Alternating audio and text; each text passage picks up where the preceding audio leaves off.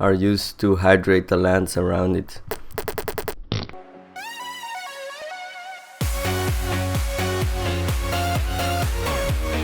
Hello everyone and welcome to another episode of SummitCraft. In today's episode we are going to hopefully be working on some cool stuff, but first I wanna tell you some things really quickly. Let's switch into normal viewing mode again. First of all I wanna tell you that I'm finally graduated from college, which is really quite cool. Now I've got 3 months of vacation. Diploma, or however you call it, is going to be given to us tonight, so that's really quite awesome. It means I can do some more YouTubing.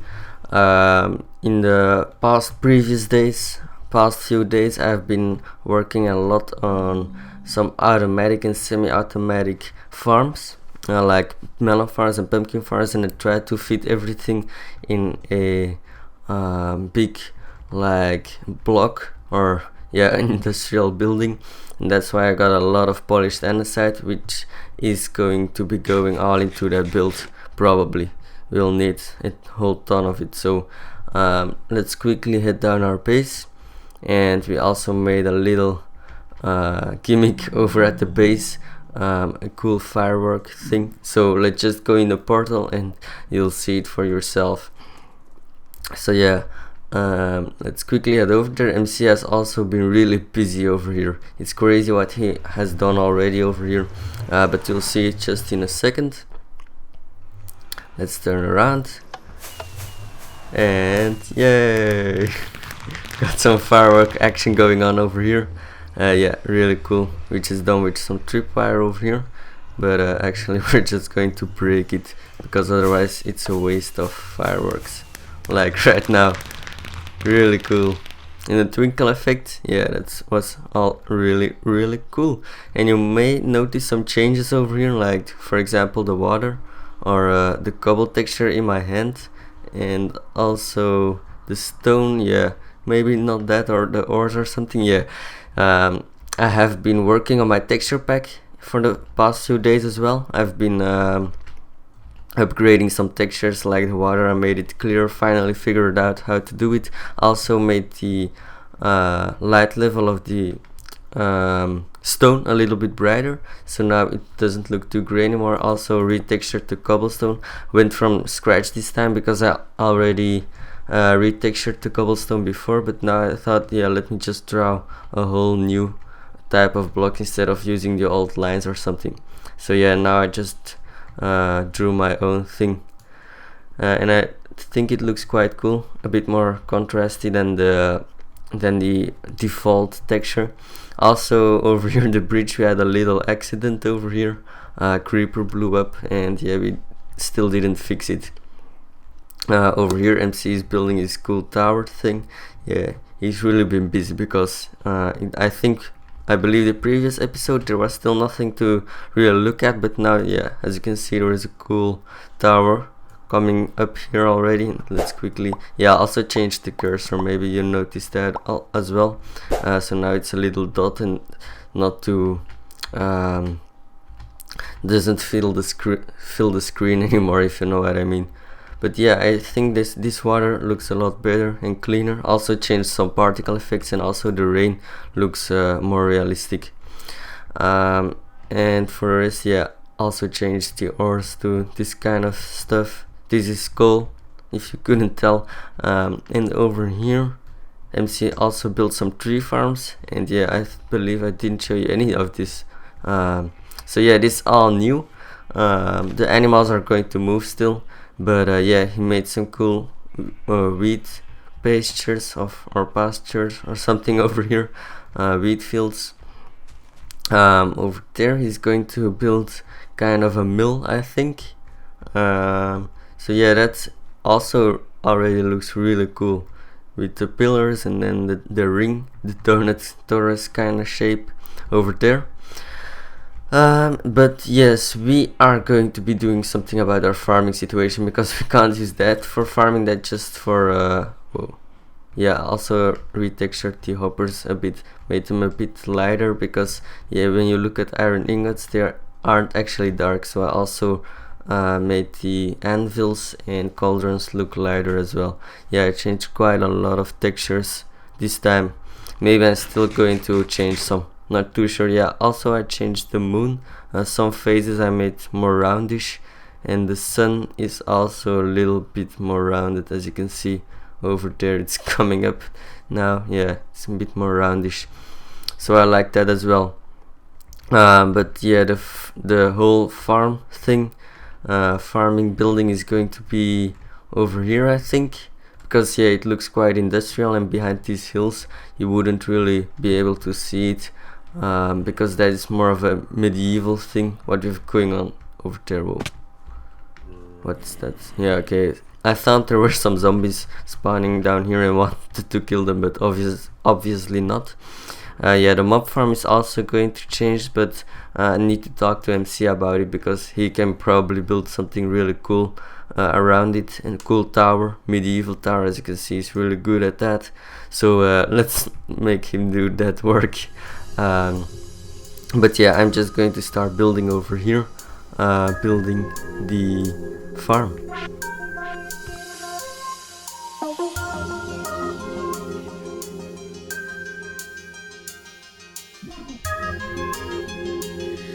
Where is it written that all our dreams must be small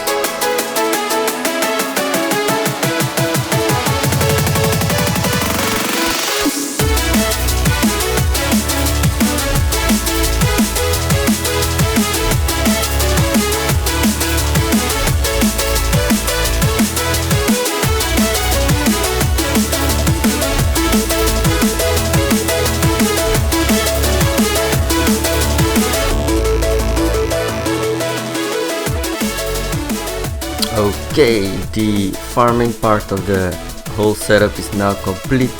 As you can see, I built a whole new section over here. In the time lapse I only showed to about there, I think. So yeah, this part was all the fully automatic part of the farm. As you can see, we have some melons flashing over there, sugarcane over there, and pumpkins. Those are obviously the farming stuff that we can farm using a daylight sensor, like on a timer, so it harvests fully automatically. And on top of there, that is going to be where the crops which aren't gonna be replanted automatically are going to grow, like the wheat, potatoes and carrots are going to go on these layers.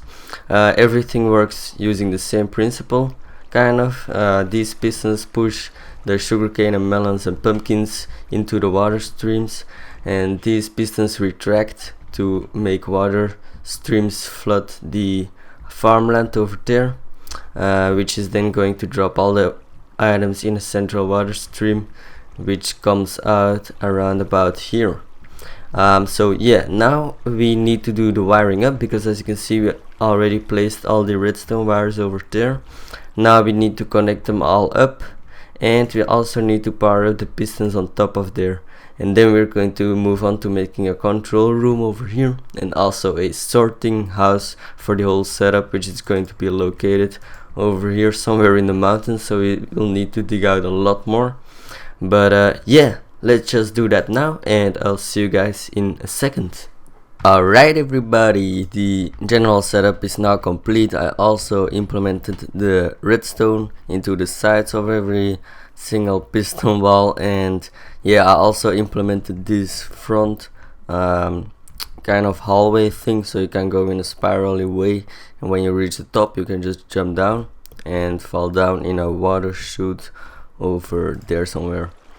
So yeah, you can't access the bottom parts, which is also unnecessary, since those will get harvested automatically and also will replant themselves automatically. As you know, you don't have to replant melon stems and all that, and sugarcane. So yeah, let's just enter over here, and as you can see, we have a little bit of wheat going on over here. And yeah, when everything gets harvested, those pistons will retract, boom, and the water will flow down to this point. All those items will get caught up in the water stream and will fall down there in that water chute. And yeah, all the other items fall down from there as well. These water streams are used to hydrate the lands around it. So yeah, that's why I implemented those. Yeah, over here we can access the same field, the other part of the field. Here is melons and potatoes. Also added in some glowstone for extra lighting, otherwise some places would only get light level 8, which is obviously not good if you want to grow crops, because crops need level 9 or higher to grow. Over here we still need to make the roof, but I also planted a lot of, no, these are the potatoes. Carrots were below potatoes, we had the most of. MC doesn't seem to like them. So yeah, and yeah, we can just drop down here, boom, no damage taken. And over here is the control panel, it's kind of hidden away. I will now go start fancying this up, rating this up, I mean make a little real control panel over here.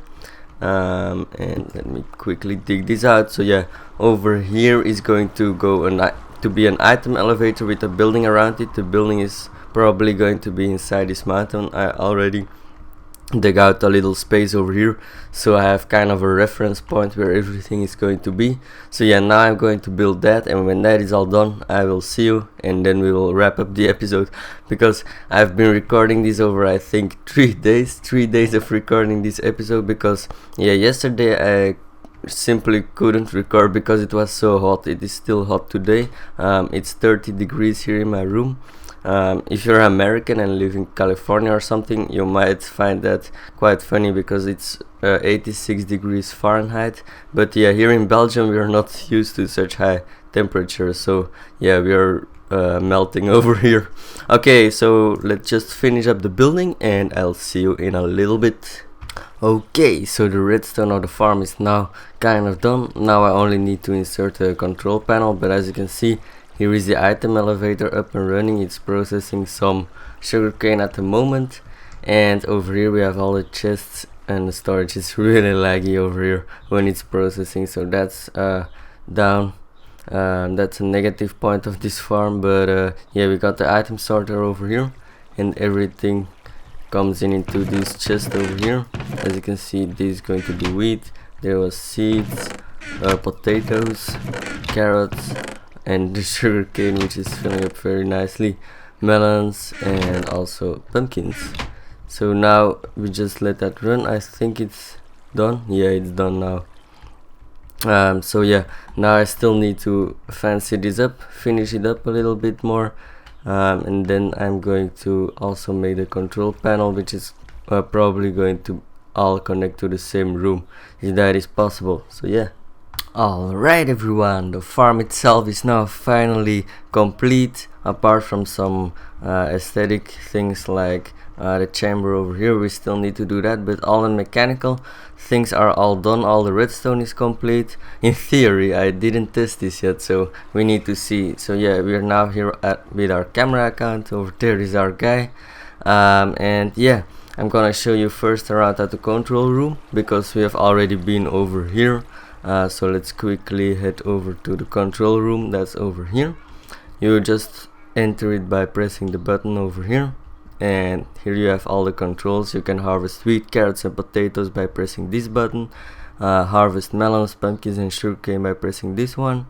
This one you can toggle the auto harvest of pumpkins, melons, and sugarcane. It will harvest every morning, every Minecraft morning, because we use a daylight sensor, but you will get to the redstone in just a little bit. And we can also harvest all crops. So yeah, that basically harvests everything as the name suggested.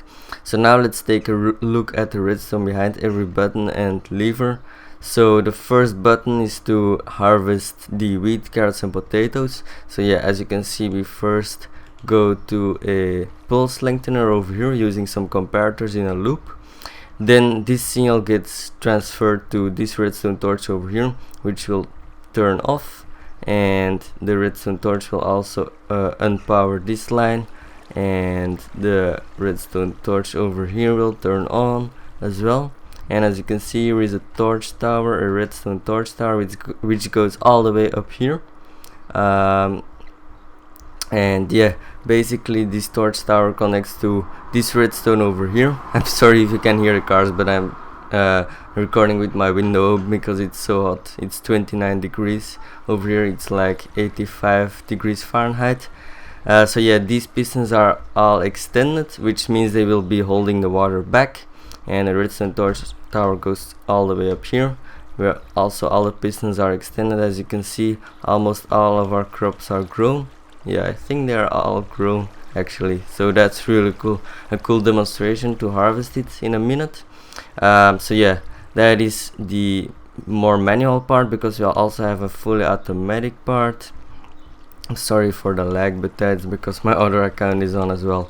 But yeah, here is our sugarcane farm area. All those pistons extend and they will all drop down in the water chutes that you should have also been seeing from the time lapse, because all this redstone is also connected to this torch tower over here. This torch tower gets activated by a 2-pulse generator like this one. So we give it a short pulse like a stone button, or also this short pulsar which is connected up to the daylight sensor. So yeah, every time the daylight sensor reaches the signal strength of, I think it is 12, then this torch will turn off, and it will generate a short pulse, which means this will generate 2 pulses, and that is to make the pistons extend twice, because they harvest more if you extend twice. This is not a lossless design, so I try to keep it as lossless as possible. So yeah, the pumpkins get pushed out, and immediately it gives a second push, so when they land on the land, they will still fall down. So yeah, and it's the same story down here with the pumpkins, I mean the melons over here. Yeah, as you can see, they are also getting harvested by pistons extending.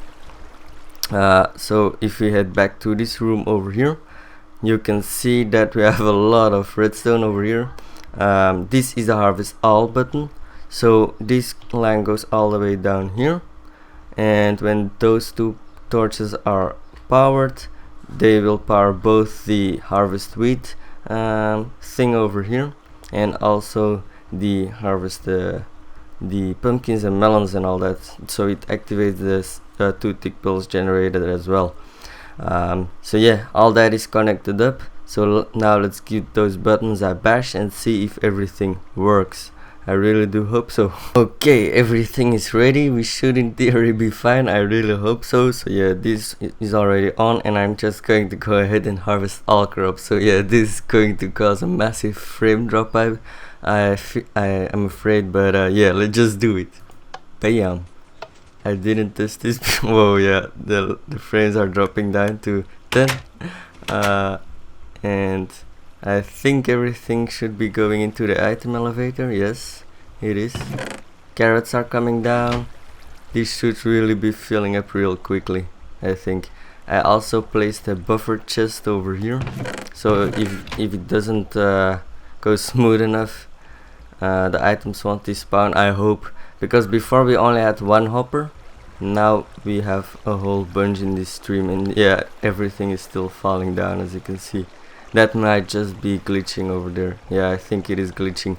But yeah, everything should be inside those hoppers already. In the beginning I just had one hopper, but yeah, everything just laid on top of it because it couldn't process the items quickly enough, so we made a row of hoppers, and I think that works a bit better. Yeah, as you can see, some things don't really get pushed out that well, as you can see the pumpkin over here, and those have already regrown, which is very quick indeed. And yeah, looks like over here there are some growing already as well.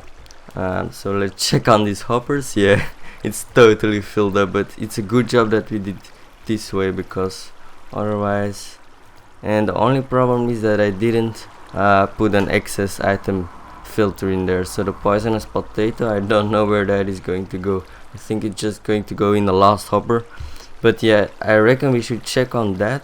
Let's see how the sorting system is keeping up with everything, and if that all works, I'm really happy, because that means that the whole system is working. But as you can see, everything seems to be harvested already. Let's quickly check on these chests over here. Yeah, they are filling up. Some of them are trapped, so that's why you can't see them flowing in, like this one. And yeah, the dropper also picks random items to shoot out, but yeah, you can see everything is nicely filling up, which is very cool. Now let's just let that process a bit. I think the poisonous potatoes might be in there. Yeah, for now I'm just going to take them out manually, but I will put in a chest over there. The farm itself took a long time to build. I also built over a couple of days because it was so hot over here. So yeah, I didn't really have the creative inspiration then. But now finally this video is actually going to be done. If you think I forgot about the 100 subscriber special, don't worry, because that is also coming down the pike. And the FPS is really low down here in this area. I hope it is going to be better when this is done processing. I hope so, yeah. But yeah, this took a lot of obsidian to mine. I mined, there are many holes around here at our place now, as you can see over there, for example, over here.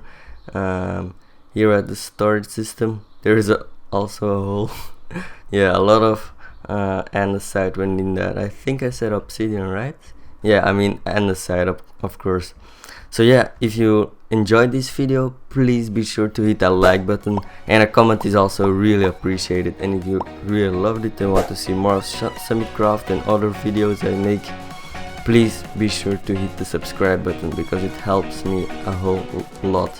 But yeah, keep your eyes open also for the 100 subscriber special. This was BlackStoneMovies. I'm signing out.